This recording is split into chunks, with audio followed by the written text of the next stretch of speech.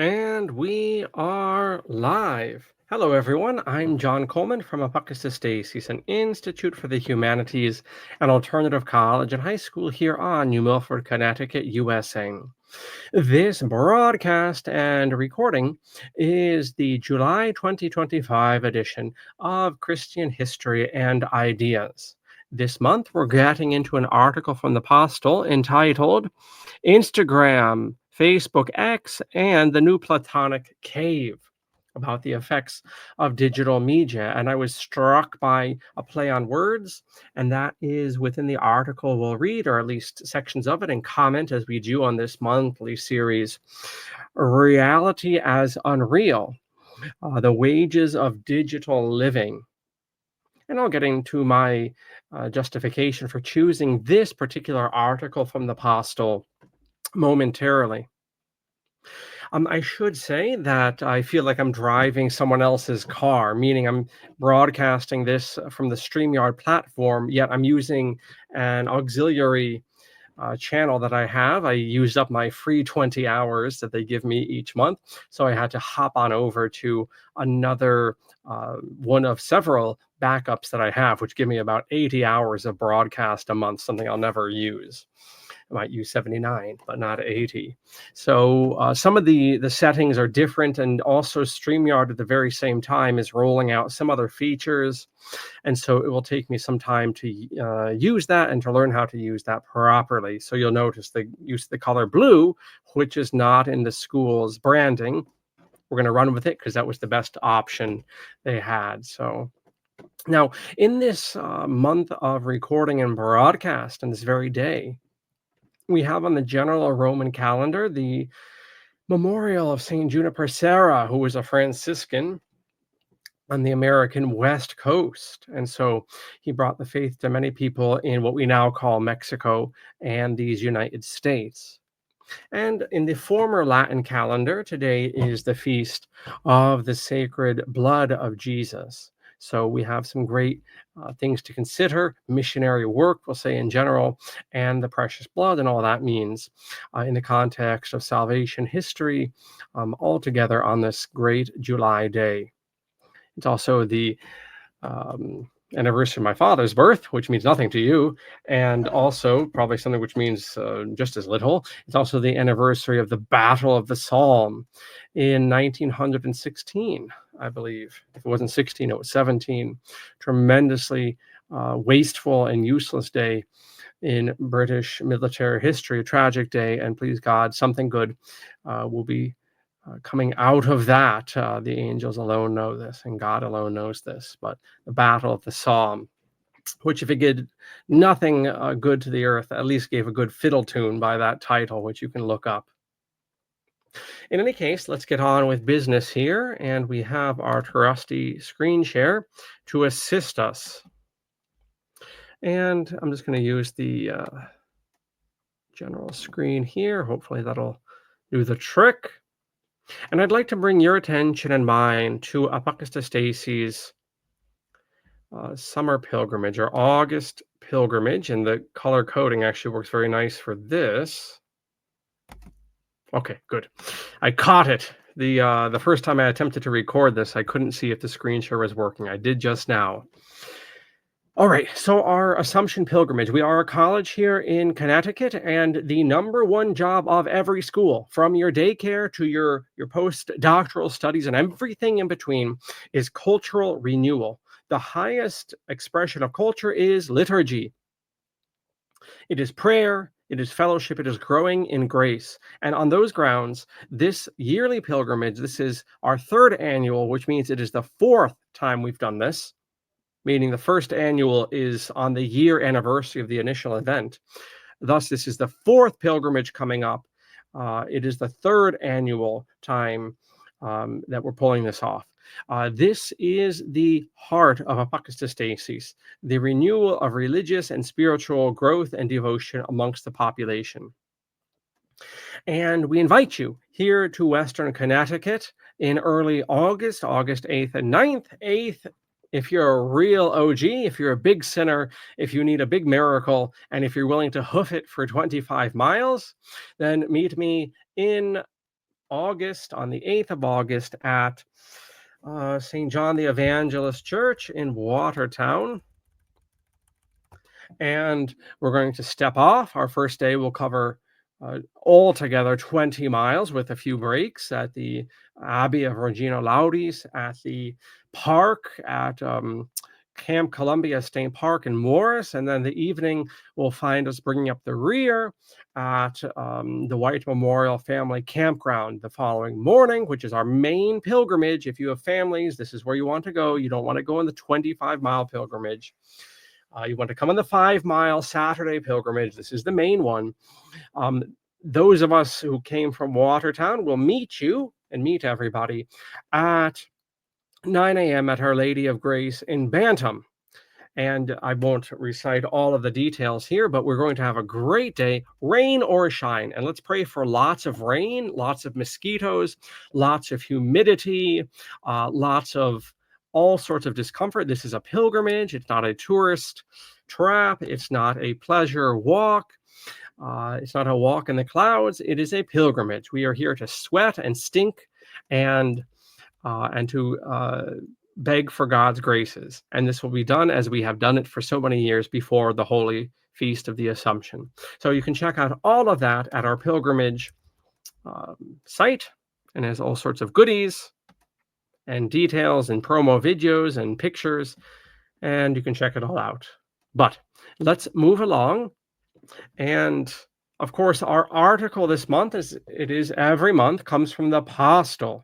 And this is a great, what would you call it? A political, cultural, religious, cultural, religio publication, thepostil.com. And this July of 2025, we have all sorts of meditations on geopolitics, particularly Israel and its latest mischief with Iran, BRICS I'm looking at here, but there's poetry this month. There's some meditations on America, how united is the United States of America. Prisons, how do you like that? Smart prisons, right? This is actually appropriate to the article we're looking at.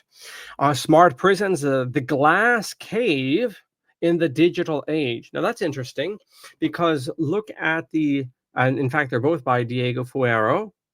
Fusaro. The other one is a Facebook, Instagram, X and company. We're going to call X Twitter as best we can for this recording. The New Platonic Cave. So we have the idea of the cave, of Plato's famous allegory of the cave. We have some other meditations. The third one by Diego Fusaro, the internet as digital prison, and then some other stuff, multipolarity. And I leave it to you. There's poetry, as I say. And as I say, every single broadcast, the Postil, if you apply yourself to this, will give you a beautiful ongoing education in the humanities, which is exactly what we're about here at Apocatastasis. The Postil does it with excellent articles. We do it with classroom education. We are all of us building the culture that will arise from this husk, which calls itself Western civilization. Now, the opening picture here, I'm going to check the tech and everything seems good. I'm going to check the audio real quick.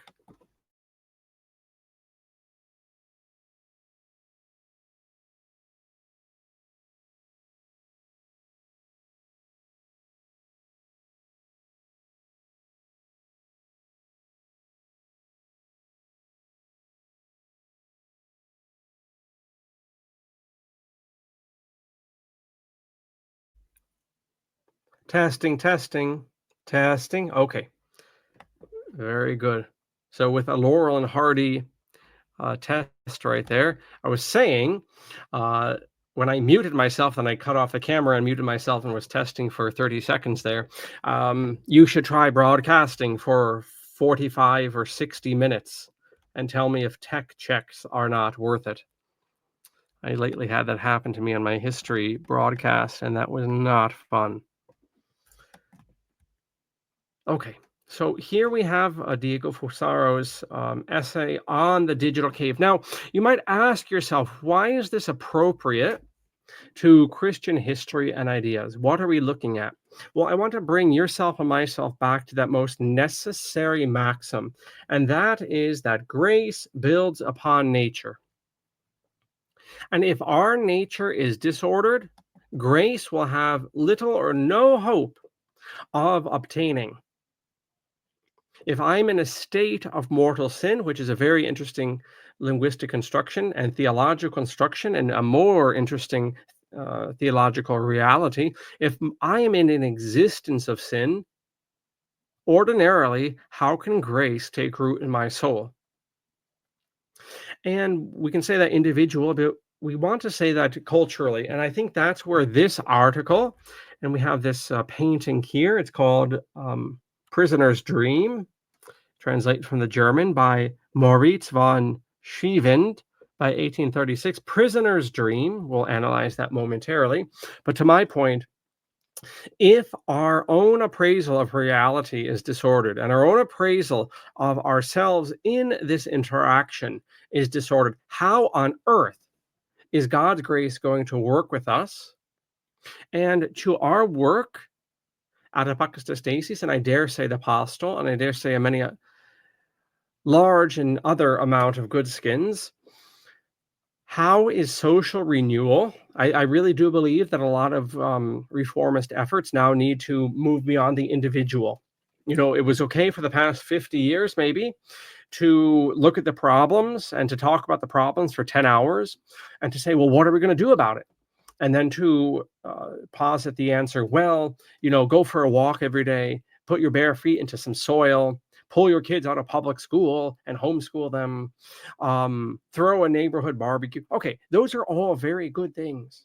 And we always, as St. Ignatius of Loyola and many spiritual adepts have taught us, we always need to go back to first principles. I'm not denying that. I'm not saying that needs to be chucked out. It must never be chucked out. In fact, we ended up in the West here, and I dare say many other large amounts of places, we ended up here because we have lost first principles over the last 200 years. We must never lose first principles again. But we must move beyond first principles into second and third and fourth principles. And that is where I see a lot of reformist efforts completely not just stalling out, they're blanking out, they're misfiring. They cannot even, a lot of these good souls cannot even imagine moving beyond the idea of individual renewal, which again, to our work, and I dare include the Postil in this, in social education, ongoing education, is where we're moving towards, right? It's great to do the individual renewal, but now we need to move into our neighborhoods and our cities and indeed have a national consciousness. The fact that we do no longer have a national, much less an authentic and wholesome international consciousness.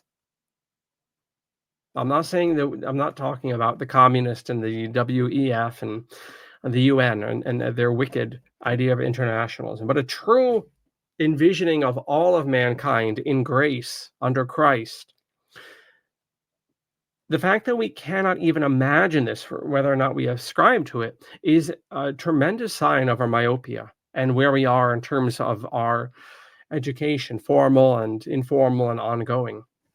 So I think this article is most appropriate, both to the ongoing education idea of the Postil and to our idea of formal education and the renewal and kicking, like a good coach and a good parent, kicking the general society into the next stage of cultural renewal beyond the individual. So Facebook, Instagram, X and company, the new Platonic cave. And let's find out about our author, whose name I've already flubbed, but his name is Diego Fusaro, and they always give us a blurb. He says of himself that he's a professor of the history of philosophy at IASSP in Milan, which is for political studies, or he is also a scientific director. He is a scholar of the philosophy of history, specializing in the thought of Fichte, Hegel, and Marx. And Fichte takes a bit of work. It took me about 20 years to learn how to say that proper. His interest, Fusaro's interest, is oriented towards German idealism, its precursor, Spinoza, of all people, and followers, Marx, with a particular emphasis on Italian thought, Gramsci and Gentile, amongst others. He is the author of many books, including Fichte and the Vocation of the Intellectual, the Place of Possibility, towards a new philosophy of praxis, and Marx again. The specter returns. All right. So there is our author, a little bit about him, Diego Fusaro. And we're going to nibble away here after we blow up the text at his meditation. And again, we've entitled this broadcast of Christian History and Ideas, Reality as Unreal, the Wages of Digital Living. And most unhelpfully, I cannot see. There we go. Now I can see how long I've been recording for. StreamYard is introducing all of these new things. So not only am I on another account, which I use when I tap out what they give me on the free version, I just moved to another free account. But the StreamYard people are also unrolling a bunch of other new features. So let's take a looky here. All right, I can live with that. So if we're bugged out, okay, we'll live with this. You see the two other boxes above me, to my very point about okay, we're going to live with this. Sometimes new Coke is not better than the old Coke, I'll tell you that much. Okay, yeah, but if we're bugged out on our perception of reality, we're not going to move into other things. And that's the point of this article here. So social networks, from Facebook to Instagram, are based on like mechanism through which users express their appreciation for images or comments posted by other users. Thus, the likes that populate social media establish the value. Ooh, look at this. The homo digitalis in the electronic social market. Each person is worth as many likes as they have obtained. That is, based on the amount of appreciation they've been able to elicit from other internet users. So this is the ultimate in bourgeois thinking, right? The bourgeois, even going back 600 or 700 years, believe it or not, 800 years to the time of St. Francis, the bourgeois is the man of the city. What makes the bourgeois, as I've said on this series and elsewhere, is that he cannot exist without the appreciation and the thumbs up, literally now, or maybe not so literally, digitally now, from his next door neighbors. And of course, this is the irony. The modern man, the modern bourgeois, myself included, and your blessed self included, we don't even know our neighbors. I know my neighbors in the sense that there's a Mexican guy up there. There's some liberal guy who's a good skin and runs for mayor once in a while next door to me, and he fixes things around here. He's a good fellow. They're all good fellows. There's some bastard capitalist behind me who's barely in his house. And then there's some aardvarks. I almost said a bad word. Some aardvarks up the hill there, and yeah, that's about as much as I know my neighbors, which is about as much as you know yours. And this is supposed to be the suburbs. God help us if we're in a city or an apartment or whatever. So we're whoring ourselves out for not physical thumbs up from the aardvark up the hill, but for digital thumbs up from people we don't even know. When I post this, I'm gonna hope to get thumbs up. I don't know who's giving the thumbs up, but I'm gonna get a warm and tingly feeling and some level of bourgeois satisfaction because some stranger approved, or I may feel the opposite emotion, disapproved of what I said. In fact, the disapproval of a stranger is so traumatic in bourgeois media that, at least on the YouTube platform, they don't even tell you publicly how many thumbs up something or something, someone or something got.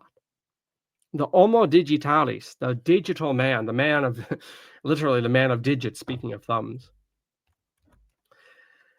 It is not difficult to understand how such a mechanism generates forms of leveling and standardizing, inducing, ooh, that's a good word, inducing each member to voluntarily adapt the prevailing taste and eliminating any position or expression that might disagree with the communionis opinio.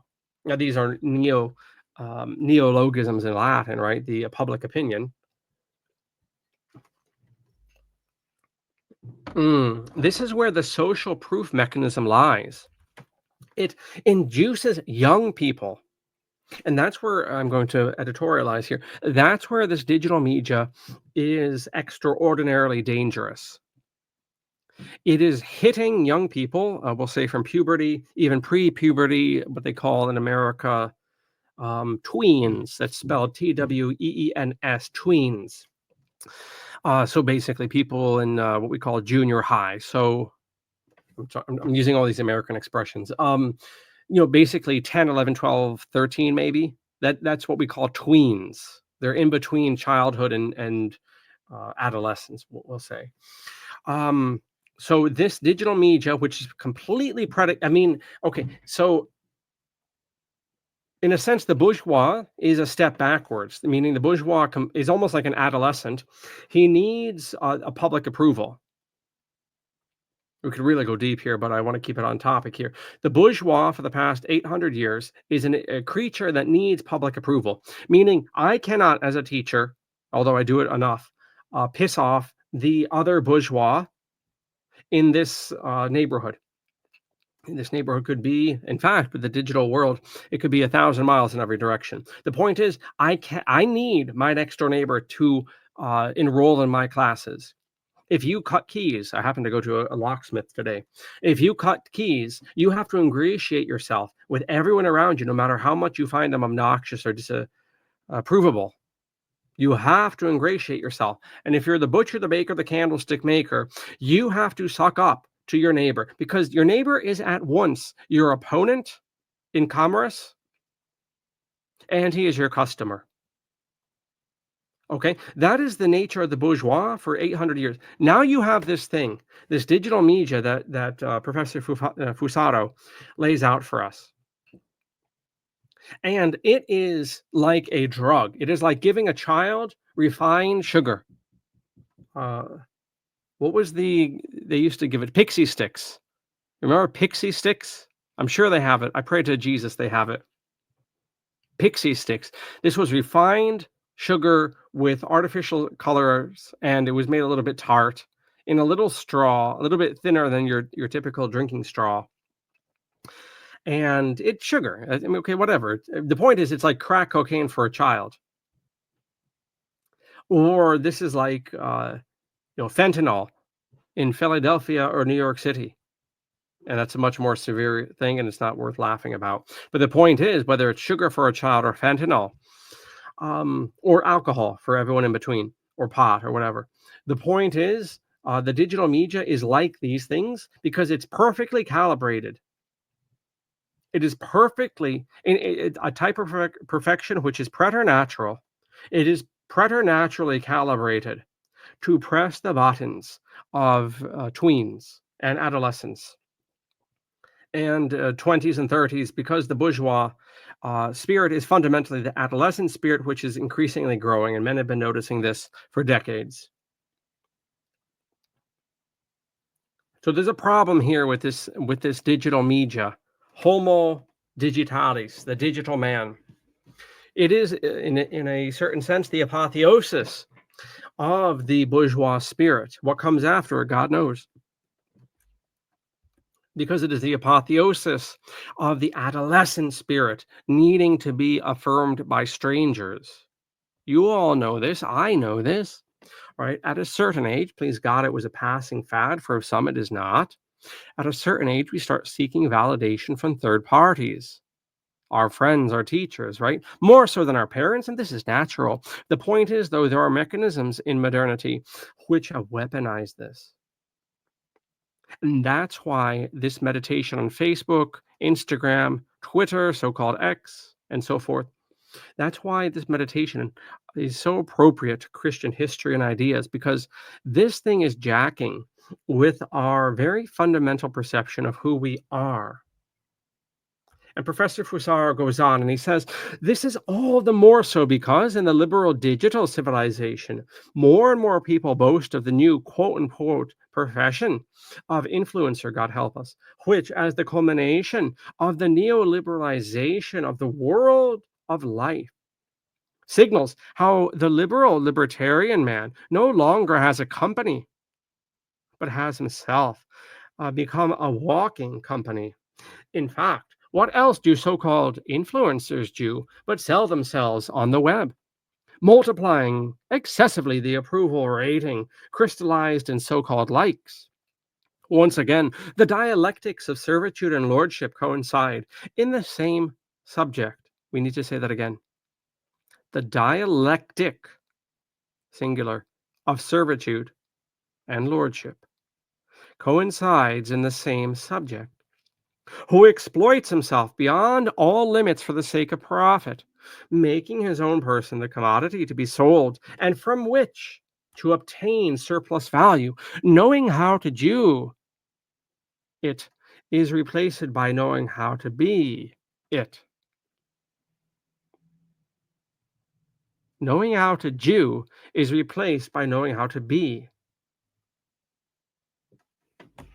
Now, the extreme example, which is not mentioned by Professor Fusaro, the extreme example in this past year have been young women racking up tremendous, unbelievable numbers of sexual partners. I will not use the slang term that the pornographers give us. But this will continue, and to a certain extent, these women, as I've written, in fact, in this very postil, these women, including Lily Phillips from Britain, ought to be praised, not for what they do, but because they take capitalism to its logical end. Why? And this is now I'm going to step on some toes here, but we're talking about capitalism. What we're seeing with this digital person and this digital whoring out that Professor Fusaro lays out, which the economy of the Homo digitalis brings before us. What we're seeing with these OnlyFans whores who try to get the highest number of so-called men bedded in one day or 2 days, hundreds sometimes. They're commendable because they're bringing the logical insanity, not nonsense, insanity of capitalism to the fore. And I'm going to step on some toes when I say that typical 501c3 Christian objections to pornography inevitably hang at least one of their hats, or one of their arguments is, it is wrong to coin the sexual faculty. There is something morally wrong about selling sex, because so-called sex produces new life, and there's something sacred about this, and there is something foul in modernity that we sell such a thing which is so sacred. I agree with that. I have nothing disruptive to say to that, except that we need only extend this critique to every other sacred action of our lives. And when you start saying that, you'll start seeing the 501c3 mainline Christians of whatever sect, they'll start shucking and jiving. They're going to get very uncomfortable when you say that. When you say it is wrong for Chad or Susie Q to sell their breasts or their penis in a porno video, they'll nod. But when you say it is wrong for Jack and Jill and the butcher and the Jack and Jill went up the hill. I'm forgetting my fairy tale rhymes here. But if you say it's wrong for Jack and Jill to sell their hands and their mind, whatever. Jack, he's a mechanic, and Jill, she works in a school. Insofar as they use their minds in schools. Most of your general Christians will start getting very uncomfortable, right? They'll nod and they'll put their hand on your shoulder and start crying when you say, "Oh, look, it's bad for Susie Q and Chad to sell their genital organs in a porno video." But when you say the mechanic and the teacher, they're just as wrong for selling their sacred brain and their sacred hands to some customer. Then they start getting uncomfortable. And these sorts of uncomfortable questions are what we need to be having. In fact, to last month and the month before, when we looked at Dear Pope Francis, Lord have mercy on him, the genius of this man is going to be seen as the years go on. Meaning he was throwing grenades, and it wasn't very pleasant in the moment, and it's not very pleasant now, and won't be for another 100 years. People will not see the genius of Pope Francis for another century. But he was asking those same very grenade-worthy questions. Yes, agreed. Porno or the digital influencer, getting back to Professor Fasaro, it's the same phenomena. Yes, it is wrong. Astaghfirullah, may it be driven from the land. Okay, nobody wants this around except for little boys and little girls, and women are into this stuff just as much. But we need to throw a grenade. And this is what Pope Francis, and I think what Professor Fusaro is inviting us to. That is to say, the insanity of the porno actor, so-called, and certainly the pornographer, which is probably some Mossad or CIA spy, or the insanity of the digital influencer in this article, needs to be taken back a few chapters. There are different similes for this. Needs to be field stripped, needs to be taken to a deeper level, to the real underlying cause. What created this? And this gets into much deeper discussions, which I leave it to your own study, into the nature of capitalism, which is an anti-Christian economical system, born of revolution, born of Protestantism, which is just Judaism for the Goy.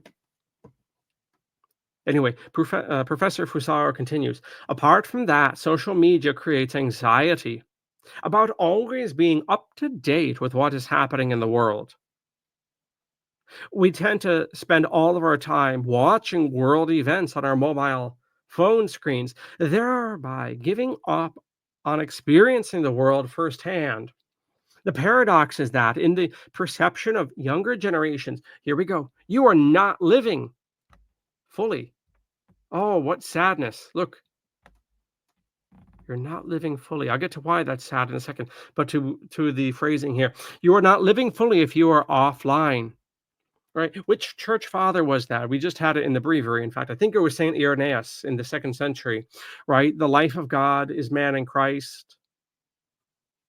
The life of man is God in Christ. The point is, not to be blasphemous, and Ignatius wasn't, but God's fullest expression is in the body and the soul of man, and man's fullest expression is in his creator.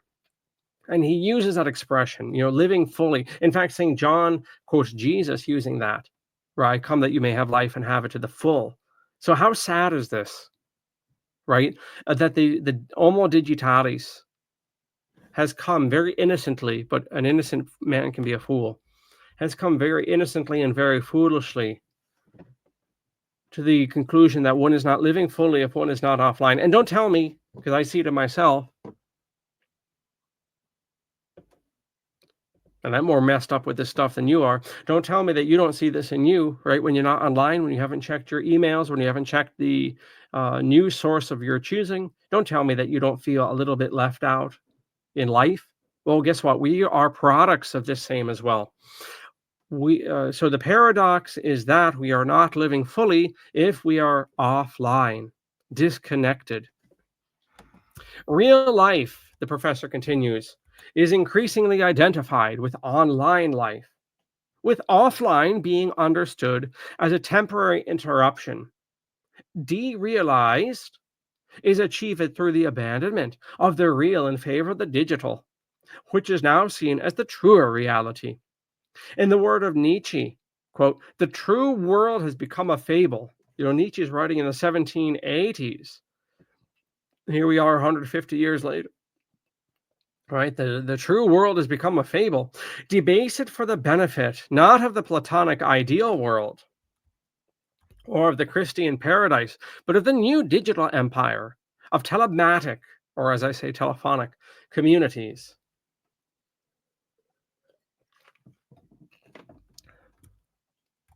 The paradoxical aspect, the professor continues, which is that in which the iGen, the generation born after 1995, in America, we call these not millennials, we call them Generation X or Generation Alpha, finds itself suspended. So this is, I imagine, well, this is a gentleman from Spain. He's living in Italy. So they call it the iGen, like the iPhone, born after 1995. We call it Generation X or Alpha. It's the same reality. So these folk find themselves suspended, or at least those sectors are capable of perceiving the world in which they live as a problem. Is that on the one hand, they feel distressed by the idea of unlimited connection, and on the other, they feel literally terrified by the idea of losing it and remaining disconnected. Wow. There's a lot to that, isn't there? Right? I mean, we have it. I mean, those of us who are older, we have this in dribs and drabs, and maybe more so than that. But they're distressed by the idea of unlimited connection. That's the FOMO, the fear of missing out. And they're terrified of losing it because I think all of us, even with the most cursory understanding and the most cursory experience of how delicate this so-called network is, realize it can go away very fast. Human progress is a very slow thing. It's very easy to destroy. And there is a deeper metaphysical reality as to how tenuous this so-called connection is. And I would recommend to anyone who really wants to see the effects this is having on what the professor calls the iGen to just go on your favorite non-YouTube search engine and look up teachers. Teachers are having a meltdown right now in America, at least, over the effects of this. And this is not something that can be turned around. This is not something that can be turned around, not in one generation. I mean, they're drawing conclusions at 10 and 15 years of parenting and social manipulation above that.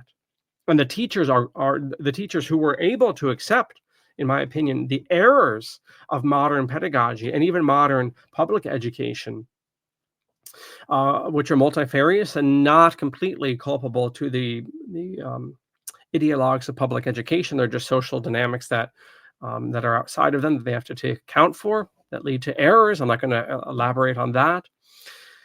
But the point is, I mean, people who were able to put up with a lot of nonsense and the shamefully low payment that even public teachers receive in America. Forget it. Don't even ask about alternative scholars. Don't even ask. You'll cry tears. These people, the public school teachers, paid nothing, willing to put up with unbelievable amounts of abuse. In fact, they're leaving now because they know they can't turn this around. And the generation of parents who raise these, well, when these children right now grow up, they're going to raise even sloppier children. This is the iGen or the Gen Alpha that people are coming across. Of course, the proper Gen X now is workable age for the capitalists, and they're useless. Even the capitalists, with all their errors, can't find any use for the Gen X. In a way, and not just in the way that every generation raises the one behind it, but in a real observational way that the people in their 20s now simply do not have life skills like looking at you in the eye, like looking both ways before they cross the street. That previous generations of men who were connected because grace builds on nature, they were more connected to their nature. Previous generations of men who are more connected with the human faculty of reason, however atrophied and abused by sin, were able to connect to. Anyway, Professor Fusaro continues. The film Disconnected by 2012 by director Henry Alex Rubin masterfully describes the aporetic nature of the new virtual condition in which the younger generations are condemned. Always connected, the inhabitants of the network depend entirely on the internet for every action and every thought. They perceive reality as unreal. Ooh, there's our title, right? There's our title this July of 25. Reality is unreal. Finding full citizenship only in telematic spaces. Telephonic spaces to my pleasure. All right, one more from the heart of this essay, and then we'll bring the bird down and send you off to read this full treatment by Professor Fusaro. An increasing number of young people have openly chosen to live online, deserting real life, which has been degraded to the rank of offline existence. It is paroxysmal.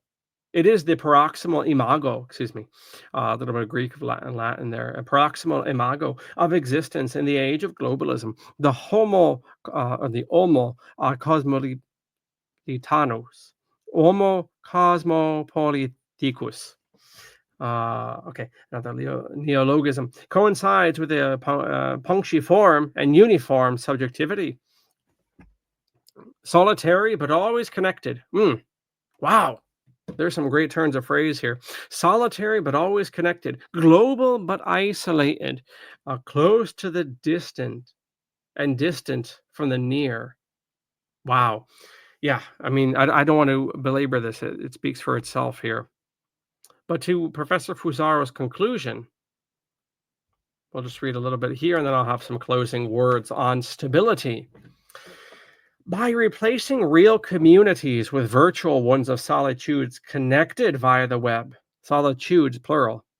That's interesting. Isn't that an interesting word? Solitudes, plural. Profoundly redefining ways of thinking and acting. The social networks of the digital world neutralize the possibility of consolidating and sedimenting memory, rendering information and data, events and knowledge precarious, superficial and fleeting, updated in real time.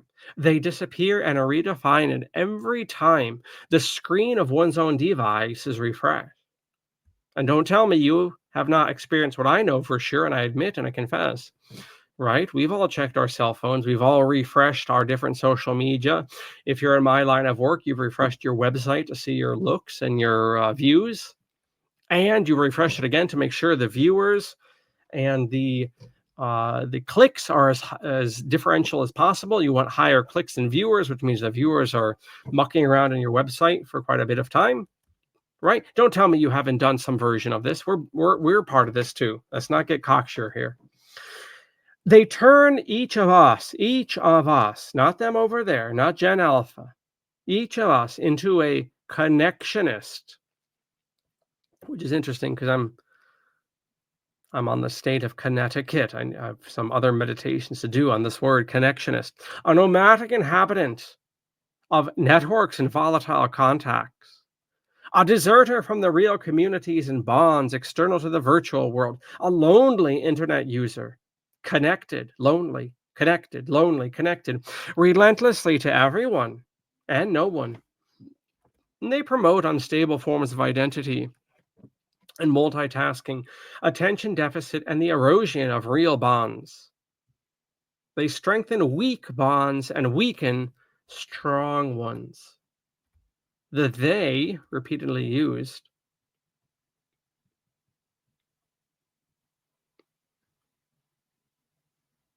it's internet usage, but I want the The real community with the ethical roots is replaced by the digital non-place of the network. Okay, the digital non-place of the network is the substantive pronoun they're using here, right? So in these last two paragraphs, and again, the author is coming from either Italian or Spanish. So the translator, is just using the probably the same pronoun he used, but we need to clarify this. So the third person substantive pronoun, for instance, the virtual ones, and so forth for the past two paragraphs here. They here. What are they talking about? They're referring to, the online place, the digital non-place of the network, imaginary communities, not real communities. And yet, many of us, myself included, like yourself, 1,000 times in this broadcast, belong to online communities of various sorts and various niches. We're part of this. There's nothing wrong with being part of this as long as we do not get connected from reality, which is what the good professor is cautioning us against here. So we'll bring the bird down there. I will put this in the description down below. And, what to do with this? Well, I would say it is intentional communities, and we're building one at Apocatastasis, and I won't hijack this broadcast and recording with that, but that is absolutely the conclusion I've reached. We need to find, as parents, as community members, as children, as whatever adjectives and nouns we flatter ourselves with, we need to take the bull by the horns, and this will not happen accidentally. Most people, I would say at least 80% of people, are followers. And they're going to do what the 30% of alphas are doing. I assume I'm speaking mostly to alphas. So we need to build community, IRL, and maintain it. And almost like the church in previous times, simply having actual places that people interact with, whether that's bars or garden centers or schools or churches, keeping these places alive as living, ongoing communities is going to be very important. And there are 1,000 more worthy ones besides, or even unworthy ones. But in any case, to live in real life, to talk to actual people. I see myself doing it. I'm the first to be wounded by this digital world. I spend most of my time in front of a computer, and I used to damn other people, and I damn myself as soon. I will continue to damn myself and other people for, looking down. I did that today. Why? Because I'm used to not looking at people. I'm used to looking at a camera, which doesn't blink at me. All right, I'm not holding myself above that. And part of this appraisal that Professor Fusaro brings us to is to realize we are all damaged. We can think we're not normies. We can think we're not in the herd. We're not in the goyim. We're not amongst the Gentiles. Whatever us versus them gives us the high ground. But we are. And as soon as we realize that, we can humble down and we can put our backs to the wheel, put our hands to the plow, to use Jesus's expression, and build IRL culture. There's nothing wrong with having digital so-called communities, but they're not communities. Okay. And I have had, dear people, I've had students, most of my students, these 13 years of the college have been online, probably by I would say a two-thirds majority. 2/3 of my students with Apocatastasis are online. That's great. That's beautiful. There's nothing wrong with having online groups that we belong to. There's nothing wrong with having friends we've developed at a distance. But let us not mistake this for the real thing. And that's what Professor Fusaro is palpitating, that the rising generations, and ourselves to a great extent, have come to perceive the digital world as real and the real world as downtime, while we still, at the same time, have to work for a capitalist for their worthless paper money and fiat and now this digital garbage. Exciting times, actually. Exciting times. And so when we build the world IRL, we're going to have something we're going to need to talk about. And so why don't you head over to the Postil and read this article and all of the other articles this month.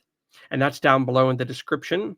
And then you can shimmy-shammy over to Apocatastasis site and enroll in one of our courses, and indeed put your back to the wheel of building culture.